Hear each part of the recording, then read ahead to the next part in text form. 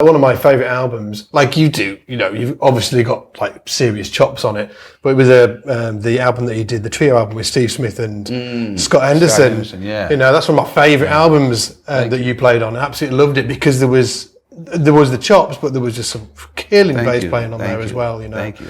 Well, I mean, that's what I do. Even though I solo a lot, if you really listen to it, 90% of it, even with Baylor Fleck and the Flecktones, 90% of the time I'm playing bass lines. It's bass lines, isn't it? Yeah. But people pay attention to the soloing, which I don't mind that. But it ends up causing people like me to not get called for bass playing for bass gigs, right? Yeah, gigs, recordings, or whatever. Yeah. So I'm always so excited when I finally get called to play the bass. I got called. What do you want me to do? Root and fifth all night. Yeah, I got a recording session from a well-known, kind of, I don't know how to describe him, just a kind of popular artist from the 70s and 80s. I got a phone call to do a session because he was looking for a specific thing.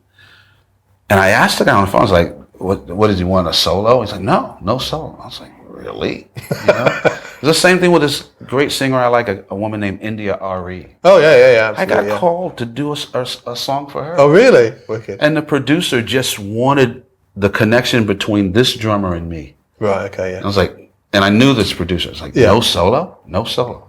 Yes. Yeah. Just bass. Yes. I love it. I mean, that's how I grew up. But when the Flecktones hit, I became known as the soloist. Yeah.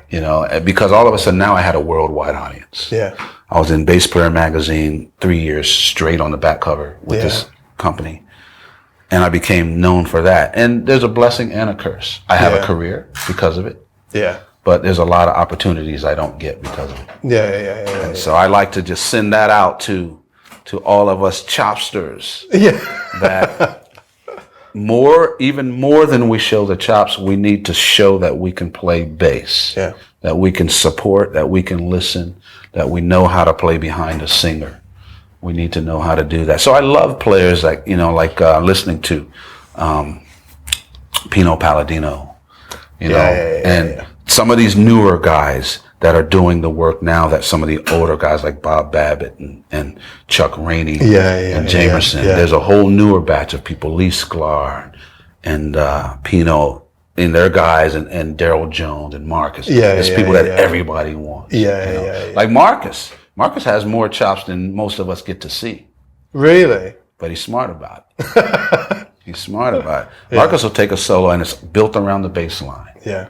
And he'll get fancy a little bit, But he's aware. Oh my goodness. Yeah, he's smart about it. Because you've been on tour with Marcus and Stanley, didn't you? You did the trio thing, didn't you? Yeah. What a treat.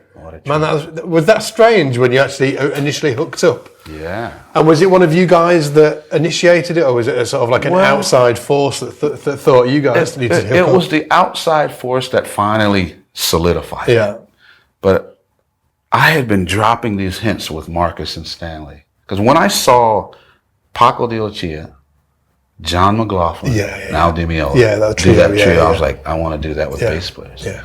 Who would I want to do it with? Stanley and Marcus. Yeah. So as my name started to grow to where we started to know each other, and usually I would only see them at the NAMM show or something like that. Or if they came to now where I was living, Nashville, I would go see them. Yeah. But every time I would mention to Marcus, Stanley, you and me and Stanley should do something. Yeah. And okay, sure, yeah, we should.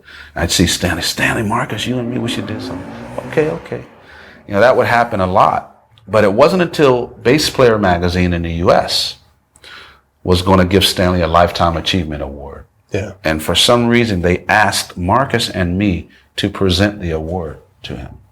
And that's when it when it happened. We got on stage and played School Days. Oh, right, Stanley asked us to play School Days with him. And during sound check, without rehearsal, we just started playing it, and it was like perfect. Yeah. Because those guys are such musicians. If Stanley's up here, Marcus goes down here, I find the middle. But if Marcus comes up here, I'll drop. And Stanley, everybody's thinking the same. And it was like, wow, this is no work. So in the interview, once that magazine came out, I'm reading the article and Stanley's saying, oh yeah, we're going to be doing this recording and then we're going to tour. And I'm like, really? he's laying out this whole plan of what we're going to do with Stanley and Marcus and me.